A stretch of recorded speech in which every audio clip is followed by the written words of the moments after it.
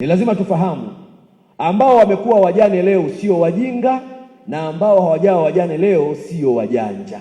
Ni swala la wakati. Kwa hiyo kwenye kila familia ni jambo la uhakika, siku moja isiyokuwa na jina ataondoka baba, mama abaki mjane, na ataondoka baba, mama atabaki mjane, na ataondoka mama, mume atabaki mgane. Na ipo siku watoto hawa watawapoteza wazazi mmoja au wawili na watabaki kuwa ni yatima. Kwa msingi huo ni jukumu letu sisi sote, Wanairinga na wananchi kwa ujumla, anapotokea mjane tumtie moyo, tumlinde, tumtunze, na anapotokea mgane tumlinde, tumtie moyo na tumtunze, na wanapotokea mayatima tuwalinde, tuwatie moyo na tuwatunze, kwa sababu hawa ni sehemu tu ya wachache ambao tunaandaliwa kufikia kwenye hatua hiyo. Kila aliyeoa humu ndani ipo siku mke ataondoka, na kila aliyeolewa humu ndani ipo siku mume ataondoka, na kila aliyebarikiwa watoto ajiandae, ipo siku yeye ataondoka ama watoto wataondoka. Kwa hiyo ni jambo la kijinga sana, la kipuuzi kabisa, eti kuwanyanyasa wajane tukidhani tunawakomoa. Hata wewe shemeji unayemnyanyasa mjane leo, ipo siku mke wako shemeji atakuwa mjane kama mjane wa kaka yako alivyo sasa. Ni swala la muda tu. Hata wewe mama mkwe unayemnyanyasa mjane leo, ipo siku huyu mume anayekupa jeuri na yeye ataondoka, na wewe utaingia kwenye kundi la wajane wengine. Kwa hiyo ni muhimu sana tuwapende wajane hawa, tuwajali wajane hawa, na yako mambo ambayo ni muhimu sana tukayazingatia. Jambo la kwanza, ndugu zangu, wewe ambaye umebarikiwa kuwa mjane, hiyo ni neema ambayo Mungu aliweka katika maisha ya wanadamu. Na wanasema Mungu wetu ni Mungu wa nani? Ni Mungu wa wajane. Yeye anawajali wajane, anawapenda wajane, anawathamini wajane, na ametamka katika maandiko kwamba yeye ni kimbilio la wajane.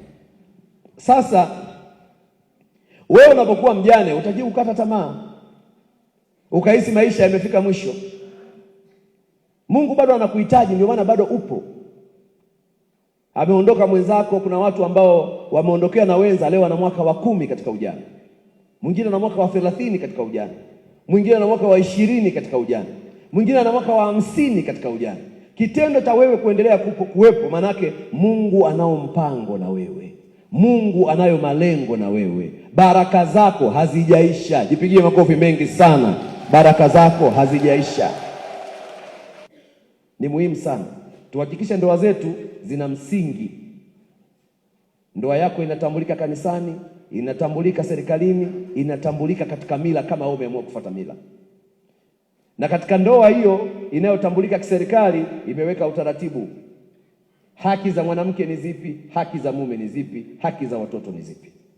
Kwa hata likitokea jambo lolote, zile haki zitasimamiwa ndani ya sheria za nchi yetu. Lakini jambo lingine ambalo ni la muhimu kuzingatia, ni muhimu ukafahamu rasilimali mnazozimiliki pamoja kama familia. Kuna watu wanabarikiwa ndani ya ndoa, anapoondoka mwenza, yani marafiki ndio wanakuambia mume wako alikuwa na shamba Idodi, mume wako alikuwa na shamba Pawaga, wewe mwenyewe hujui. Hivi ni vitu huwa vinapotea sana pale unapotokea imeingia kwenye. Na wapo wengi hapa wajane ambao mali za waume wao zilipotea kwa sababu walikuwa hawana taarifa za kutosha. Kwa ni muhimu sana kina mama na kina baba, zile mali ambazo mnazimiliki kama familia msifanye kuwa siri, maana mmoja wenu akitangulia wanaoingia kwenye shida ni wale wanaobaki.